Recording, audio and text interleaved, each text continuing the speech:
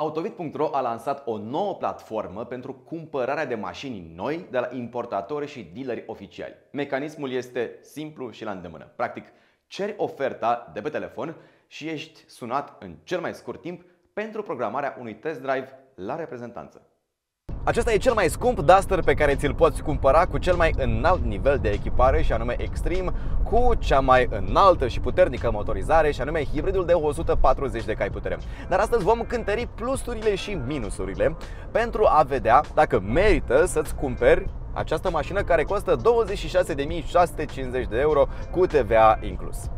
Înainte să vedem care-i treaba cu noul Duster 3 hibrid, vă invit să vă abonați pentru că noi avem deja review la Dusterul cu motor 1.0 GPL, urmează să avem și la Dusterul 4x4 și de fapt la încă un Duster 4x4, dar acela este o surpriză, acel clip este o surpriză, așa că abonați-vă, credeți-mă, merită. Dacă vreți să fiți la curent cu tot ce mișcă în lumea auto, atunci abonați-vă la e-blog auto. Noi mergem în mod constant și la lansările internaționale și în fiecare zi punem câte un clip scurt, un YouTube short cu noutăți din lumea auto, așa că dacă vrei să știi totul despre mașini, rămâi pe e-blog auto.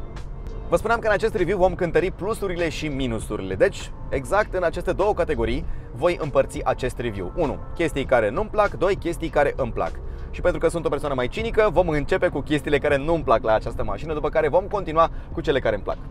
Mașina aceasta nu are auto hold. Spun asta pentru că, practic, e singurul Duster pe care ți-l poți cumpăra cu cutie automată. Și dacă vrei o cutie automată, vrei confort. Și dacă vrei confortul suprem, atunci cel mai probabil vrei și autoholdul. Autoholdul este super benefic pentru cei care stau mult în trafic și de-aia ți iei o mașină cu sistem de propulsie hibrid ca să stai mult în trafic și să profiți de faptul că la plecare mașina angrenează partea electrică, astfel salvându-ți cât mai mult carburant. Numai că mai e încă o chestie, îți cumperi o cutie automată, un sistem de propulsie hibrid și pentru relaxarea pe care acest tip de propulsor ți-o oferă și din această relaxare face parte și acest factor numit autoholdul. Cred că măcar ca opțiune ar fi trebuit să existe și autohold, cine știe, poate că va exista în viitor. Încă o chestie care nu-mi place la mașina aceasta, acest propulsor avea o problemă prima dată când l-am condus pe Renault Arcana acum multă vreme și încă o mai are. O să vă arăt acum. Plecăm de la 90 la oră, piciorul la fund acum.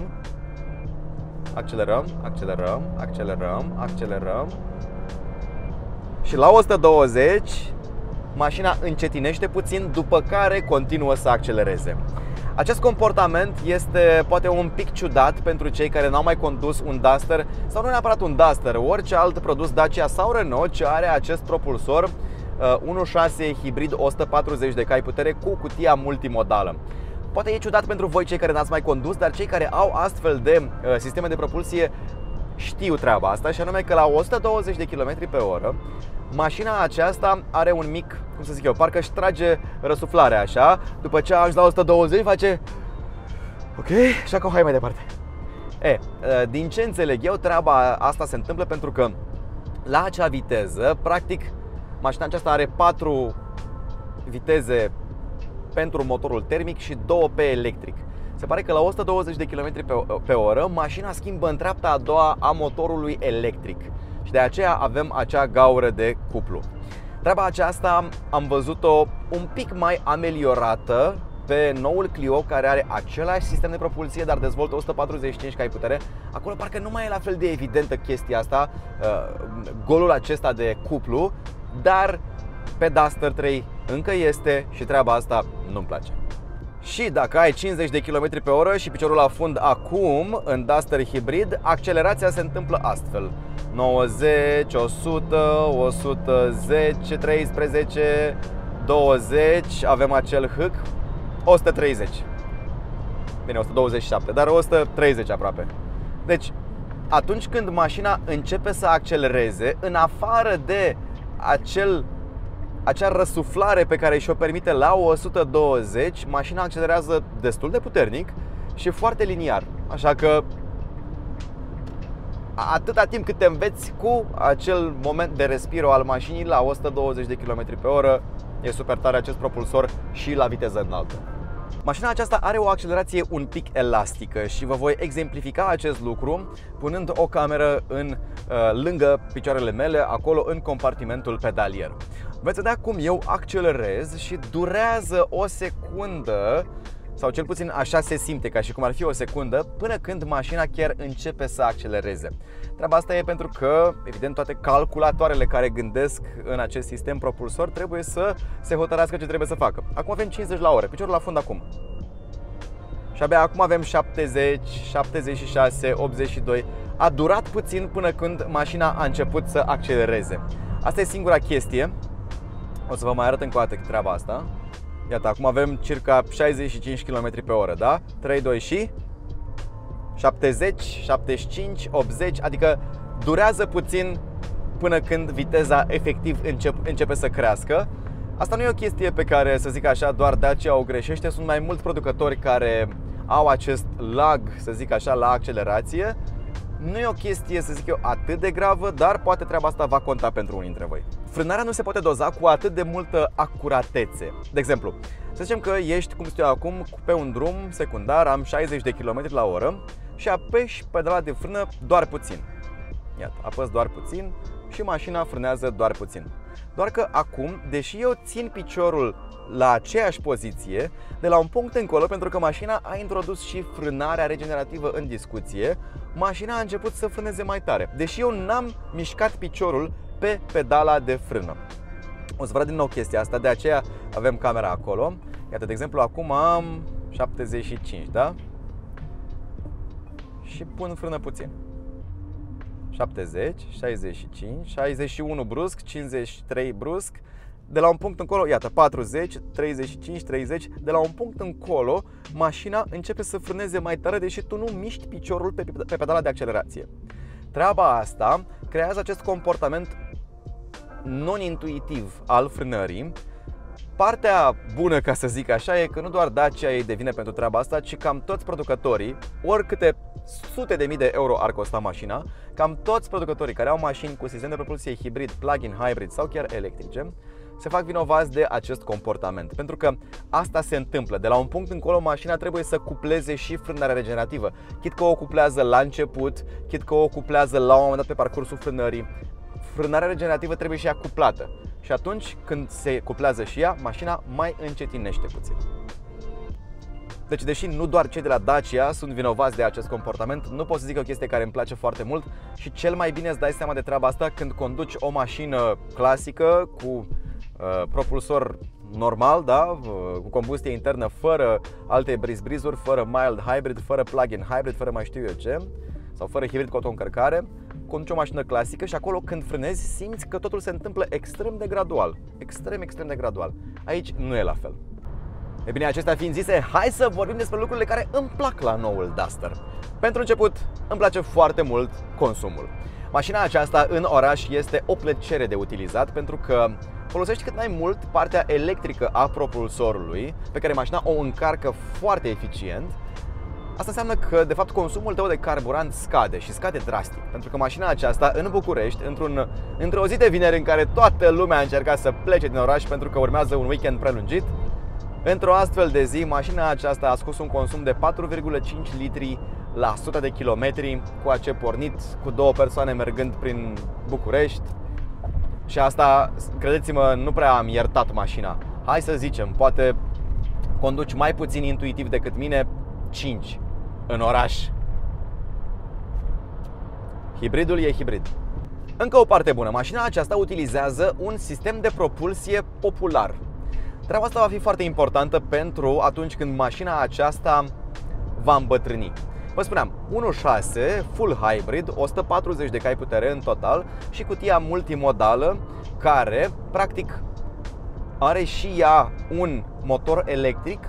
Motorul are și el un motor electric și astfel se face mariajul între motor și cutie. Ca să zic așa, ai aceeași viteză a motorului cu aceeași viteză a cutiei, totul se face prin motoare electrice. Asta e șmecheria cu această cutie multimodală, să zic așa, explicat în 2-3 cuvinte.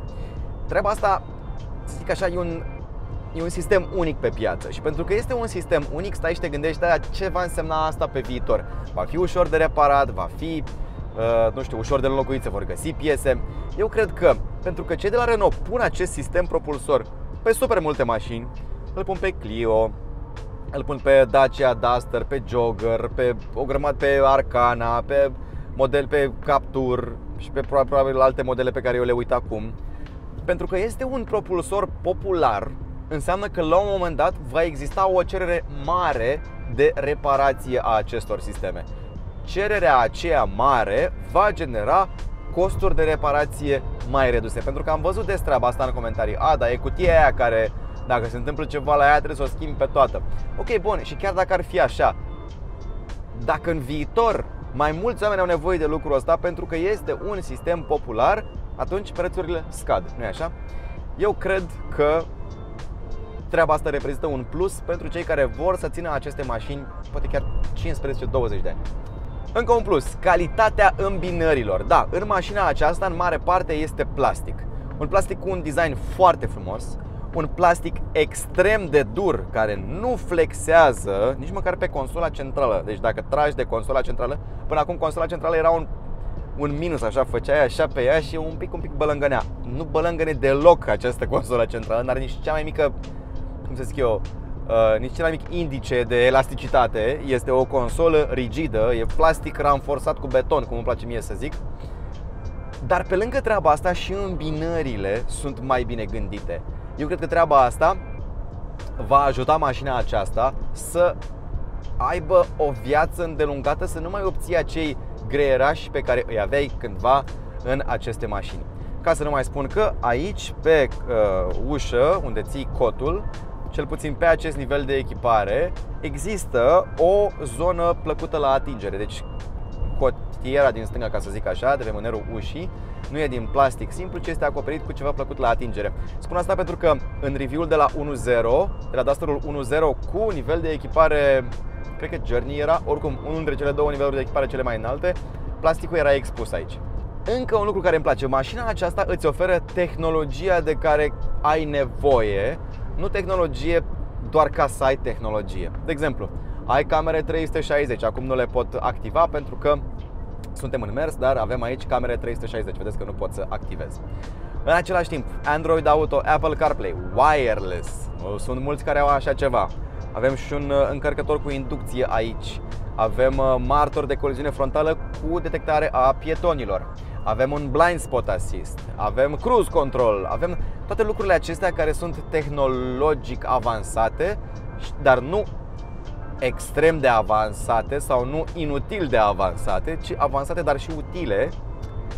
Și toate aceste chestii îți fac viața mai ușoară. Pot să pornesc trip computerul acum și să mențină o viteză și aia a fost.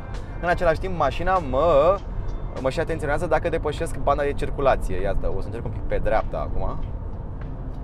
Și mi-a și corectat. Ia uitați-o, ați văzut cum a tras de volan spre stânga. Mașina mi-a și corectat, ia. Opa, a corectat iar. Deci toate treburile astea sunt tehnologie avansată care e foarte bine implementată și nu e nimic mai mult, nu sunt chestii pe care nu le-ai folosit. Încă o chestie care îmi place, manevrabilitatea. Ruliul a fost redus semnificativ, cu circa 20% la variantele 4x2 ca aceasta și circa 17 sau 16% la variantele 4x4. Acelea trebuie să flexeze un pic mai mult, dar chiar și așa, ruliul a fost redus drastic pe toată gama Duster. Asta înseamnă că în sfârșit poți să iei niște viraje un pic mai tare fără să simți că mașina e dezlânată sau mai știu eu ce. Asta îmi place foarte mult. Dar în același timp suspensia este confortabilă. Vă spun sincer, acesta este cu siguranță cel mai confortabil Duster pe care l-ați condus vreodată. Confortul înseamnă mai multe lucruri. Înseamnă și o suspensie deșteaptă, nu ești nevoit să încetinești prea mult la linii de tramvai, gropi sau mai știu eu ce prin București. Am văzut în trafic cum eu puteam să trec mai repede pentru că nu resimțeam șocuri față de alții care aveau mașini, tot SUV-uri sau crossovere, dar eu puteam să trec mai repede peste linie de tramvai. Deci, de ce puteam să fac asta? Pentru că nu se trimiteau vibrațiile în habitaclu. Faptul că nu se trimit vibrațiile în habitaclu mai înseamnă o chestie, înseamnă că mașina este bine insonorizată. Și dacă acum urcăm din nou la 130 de km pe oră, veți vedea că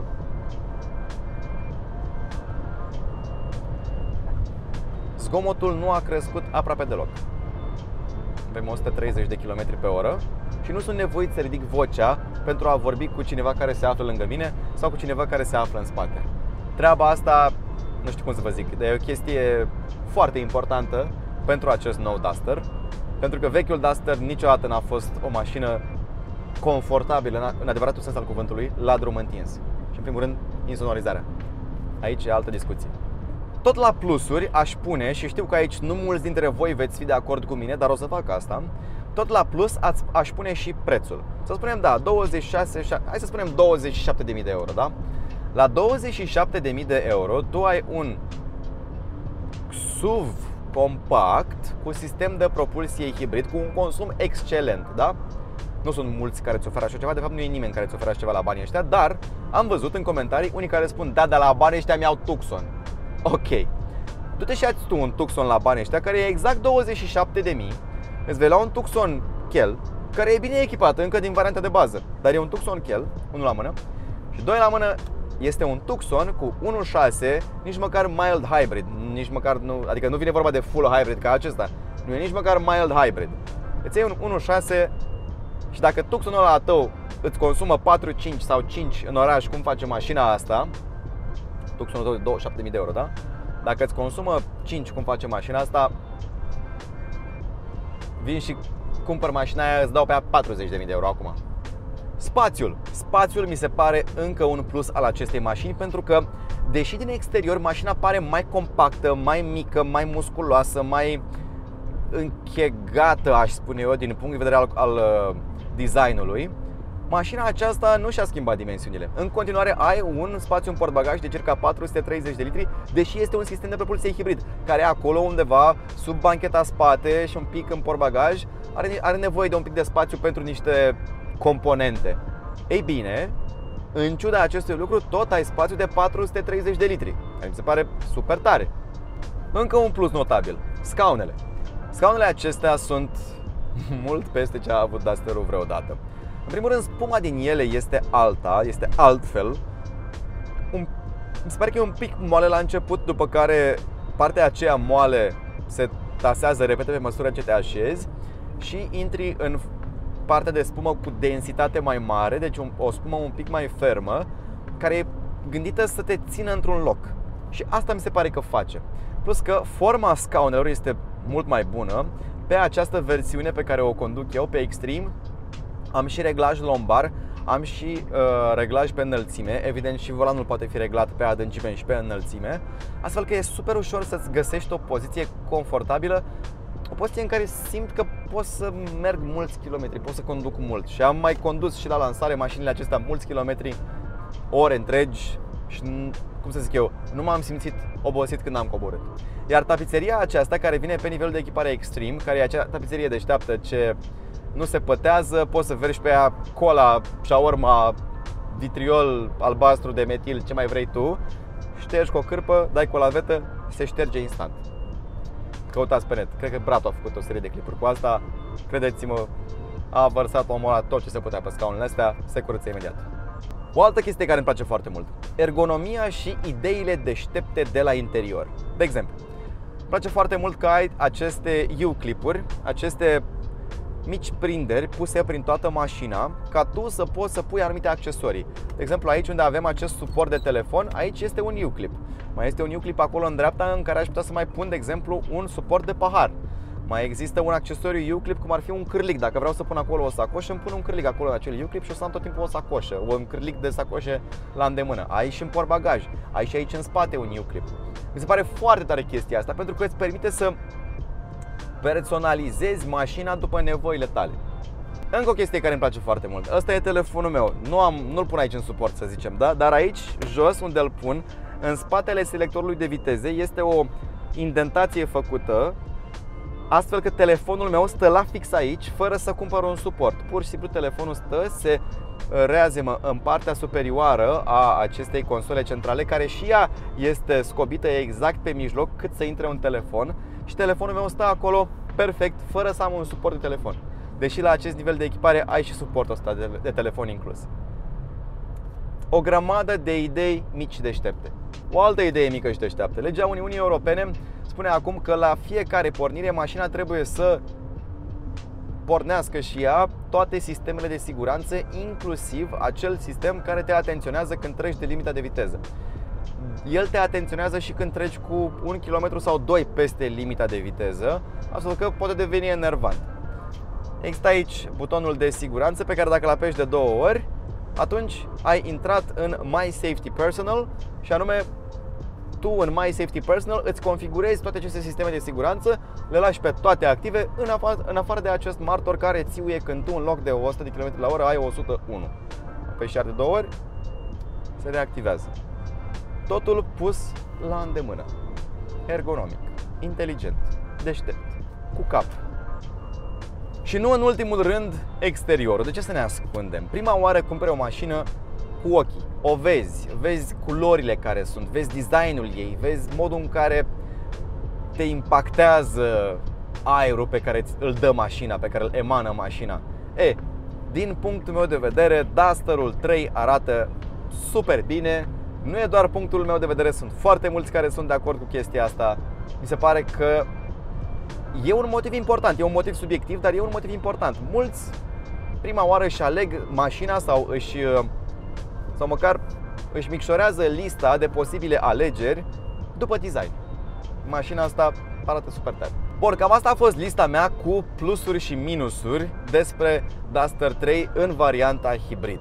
Cel mai scump Duster pe care ți-l poți cumpăra la ora actuală, cu cel mai puternic motor pe care ți-l poți cumpăra la ora actuală.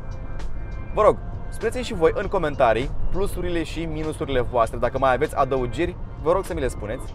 Dacă ați dat comandă de Duster 3, vă rog să-mi spuneți, pentru că vreau să ne bucurăm împreună. Mie îmi place foarte mult mașina aceasta. Dacă da, spuneți-mi ce motorizare v-ați luat. Urmează să avem în teste și Duster 3 1.2 4x4 și apoi surpriza cu un 4x4 de la Dacia, tot Duster 3, dar un pic mai special. Rămâneți pe eBlog Auto, la revedere!